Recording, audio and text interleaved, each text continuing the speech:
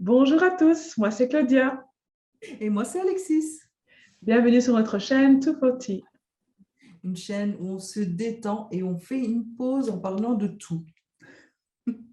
Bonjour Alexis, comment vas-tu aujourd'hui? Ben écoute, ça va très bien, Claudia. J'espère que tu vas bien aussi. C'est toujours un plaisir de te retrouver Pareil, pour de ce même, petit de même. rendez-vous hebdomadaire et pour discuter finalement de tout et de rien. Alors aujourd'hui, on va parler de féminité. Donc, on va parler d'une partie de la féminité, un domaine de la féminité, et c'était celui du cliché de la féminité, du cliché féminin finalement. Pas dans son entièreté, parce que je pense que ça peut être un énorme débat, le cliché féminin, je pense. Je ne vais pas sauter dans tout le débat du cliché féminin, mais juste relever quelques points qui me paraissaient assez importants et Mhm. que j'ai relevé en fait il n'y a pas si longtemps, juste un petit peu avant la vidéo, tout en m'apprêtant Te préparant, oui. pour- Donc, Alors écoute, dis-nous, raconte-nous, eh bien, qu'est-ce que voilà. tu as... Eh bien, c'était justement ça. Donc, un petit peu comme je te disais, je suis dans la salle de bain, j'avais passé ma matinée, j'ai été faire les cours, j'ai couru un petit peu dans tous les sens, on s'occupe des enfants, et puis je reviens ici, je me dis, ça va être l'heure de la vidéo, je vais me connecter pour te retrouver, et puis là, je me dis, bon, mes cheveux, c'est une catastrophe, et j'essaie de préparer mes cheveux, d'en faire quelque chose de bien.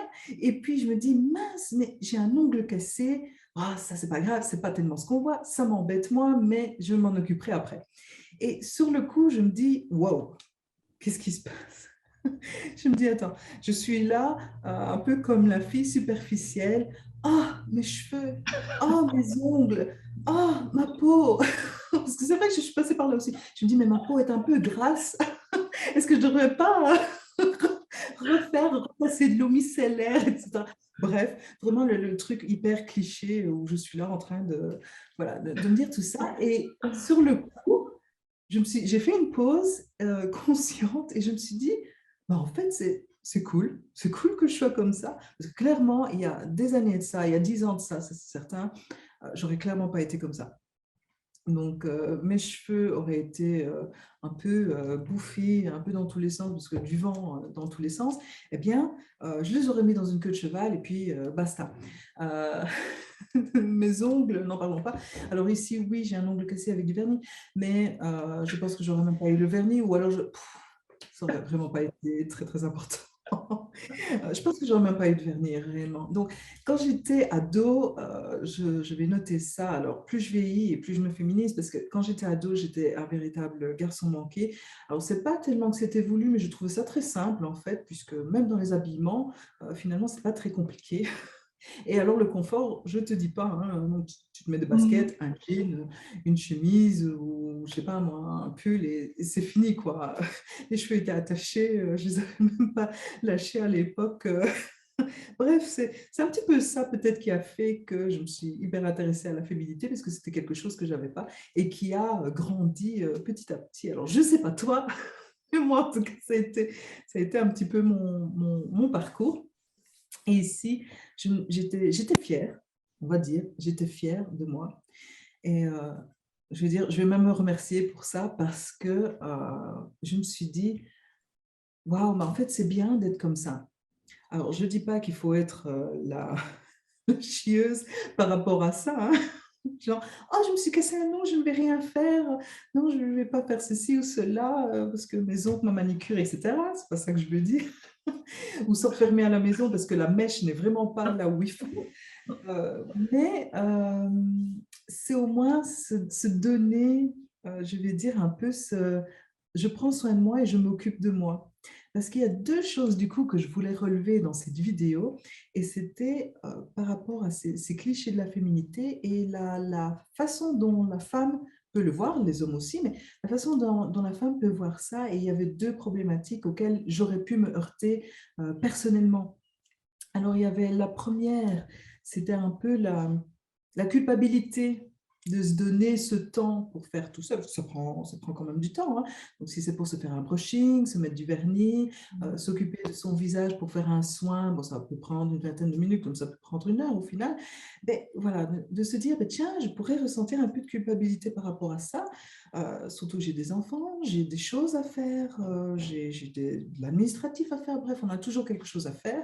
Et je pourrais mettre ça à l'avant avant de m'occuper de ça, qui finalement n'est pas une question de vie ou de mort, clairement, mais qui n'est pas non plus voilà, le truc hyper important. Alors là, tout est relatif. Oui. On va dire, ne pas nourrir son enfant parce qu'on n'a pas cuisiné, parce que voilà, il commence à avoir faim, c'est quelque chose d'hyper important à régler. C'est quelque chose d'hyper important à gérer. Et voilà, ça, c'est hyper important.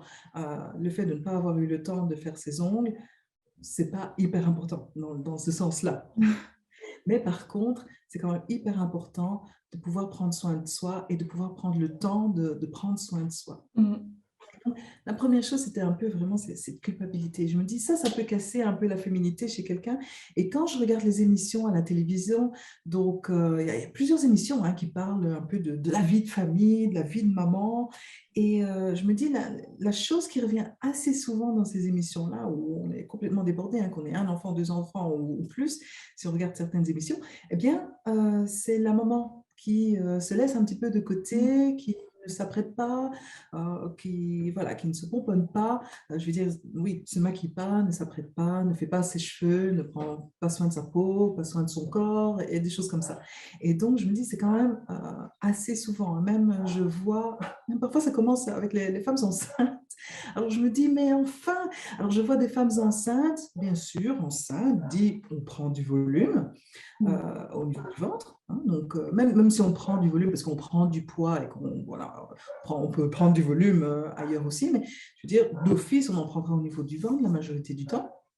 Et bien, directement, je vois, et j'en ai vu plusieurs, je ne sais plus quel jour, et c'était habillé en gris, avec un t-shirt, avec un training, avec des baskets. Alors, je sais que effectivement le ventre commence à prendre sa place. C'est intéressant d'avoir quelque chose de relativement confortable, que effectivement les pieds peuvent gonfler, dégonfler, voilà, et que peut-être que les baskets sont quand même relativement confortables. Je ne vais pas dire qu'une femme enceinte doit être d'office tout le temps en talons, mais c'est possible.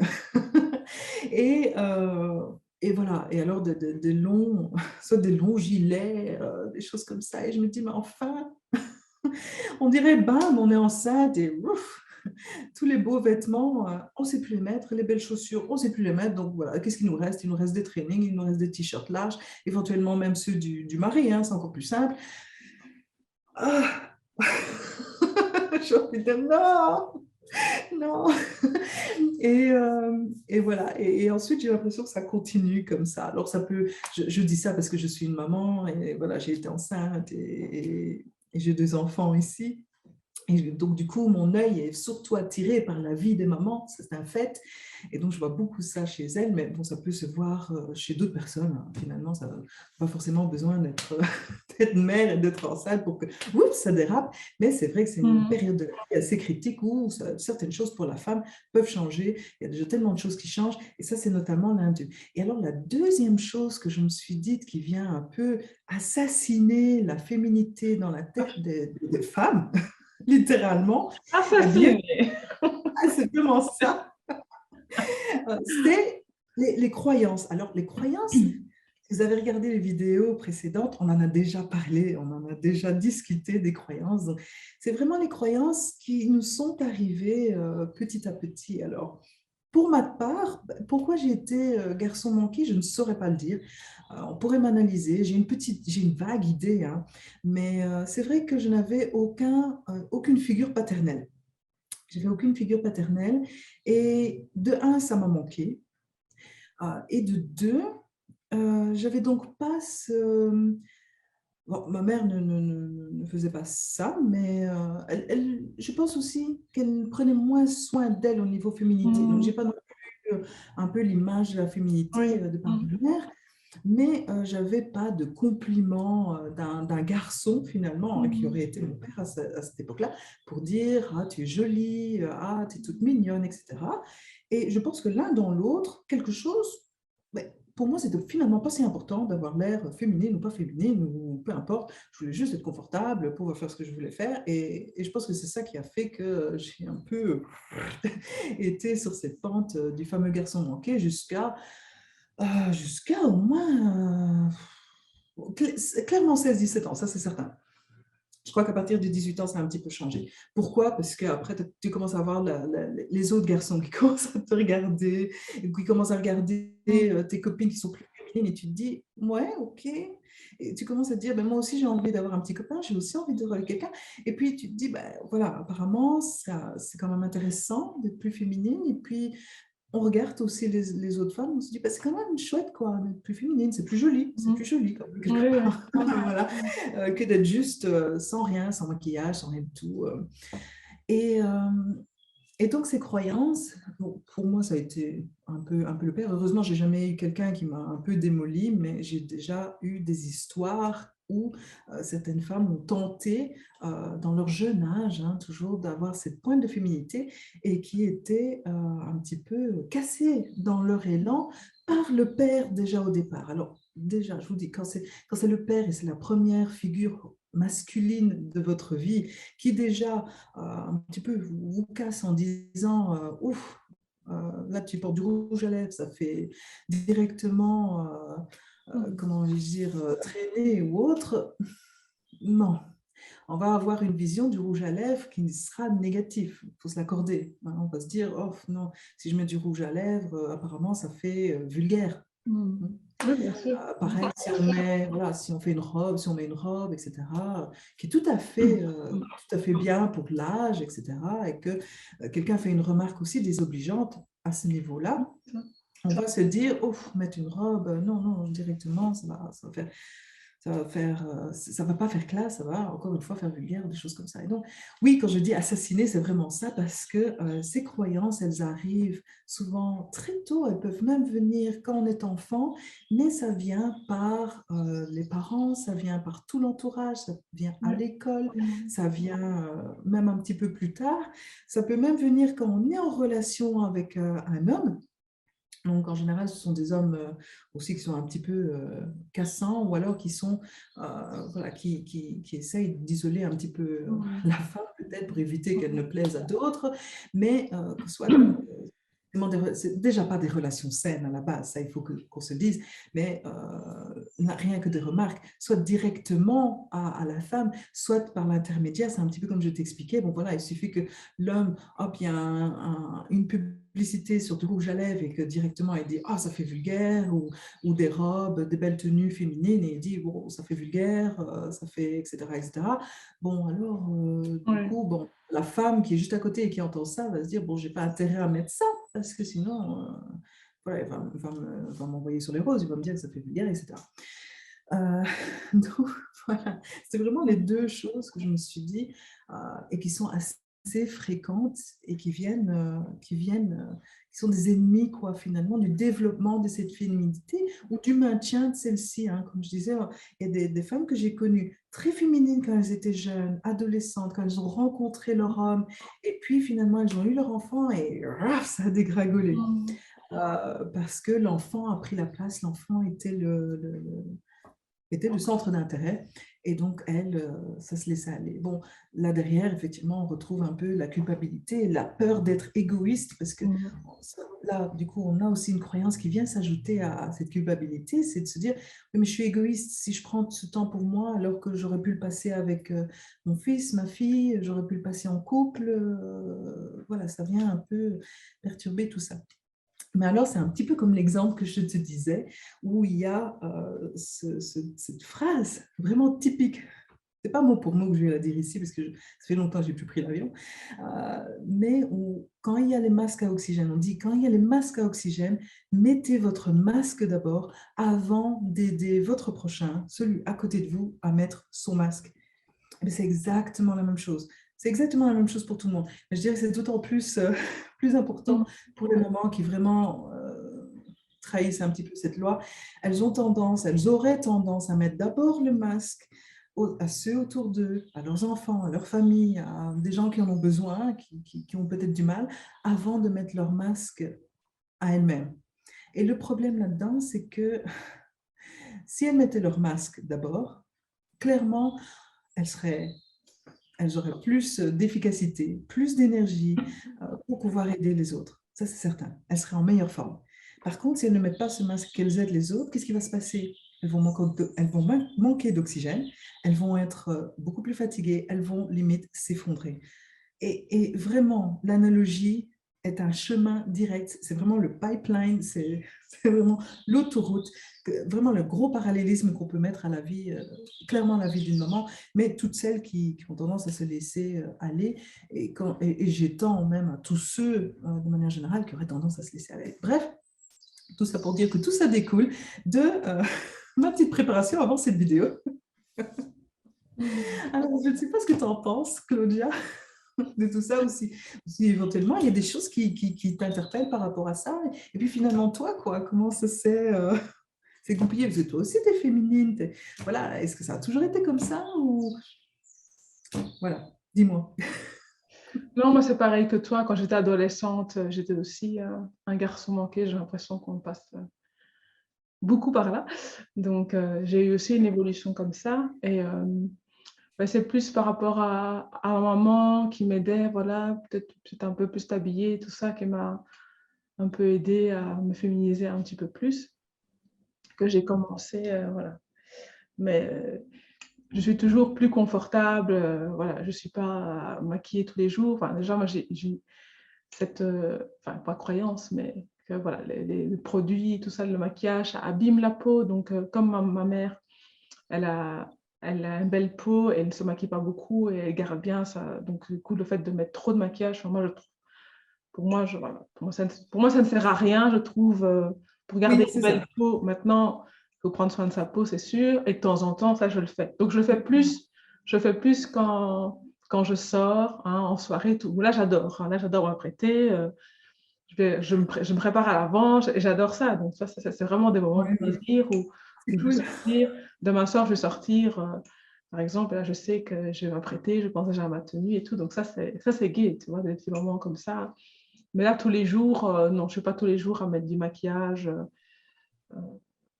du rouge à lèvres, tout ça, peut-être un peu sur les cils, mais Oui, moi, c'est c'est ça. plus occasionnel quand je sors. Et maintenant, la tenue, bah, au travail, tu vois, évidemment, c'est pas. Voilà, je m'habille Maintenant, normalement, voilà. voilà. Quand Maintenant, je donne du coach sportif, bah, elle m'habille en sportif. Et puis quand je fais mes autres choses, bah, je suis habillée plus ou moins normalement. Mais c'est vrai que ça s'est quand même amélioré au fur et à mesure. Et je voulais rajouter aussi que je pense que c'est le reflet de ton intérieur aussi. Que quand je me sens pas bien, ou pendant les années, début de l'adulte, où j'étais vraiment pas bien dans ma peau, enfin, non, à l'intérieur plutôt, du coup, à l'extérieur, c'est le reflet de l'intérieur. Donc, Mhm. j'avais pas envie de m'apprêter des choses comme ça. Donc, tu te laisses aller à l'extérieur parce qu'à l'intérieur, ça ne va pas. Et du coup, c'est d'office le reflet de ton toit intérieur. Et inversement, le fait de s'apprêter, ça te rebooste et ça te donne confiance en toi. Donc, c'est un peu bizarre parce que si tu n'es pas bien, tu ne vas pas t'apprêter, mais le fait de t'apprêter, ça te fait sentir bien aussi. Donc, Oui, oui. ça va Maintenant, ensemble, quoi. oui, maintenant, ça me fait penser, déjà de un, on est toujours un peu dans ces clichés féminins. Alors, je veux noter quand même ici, puisque tu le notes, toi, et c'est pas ça qui t'empêche d'être féminine, mais c'est hyper important quand même de dire ça ici, c'est que la féminité ne passe pas forcément par un maquillage, je dirais même ne passe pas par un maquillage et ne passe pas par une belle tenue. Hein. La féminité, c'est bien plus que ça. Hein, Mhm. donc ça, je veux juste rappeler ça.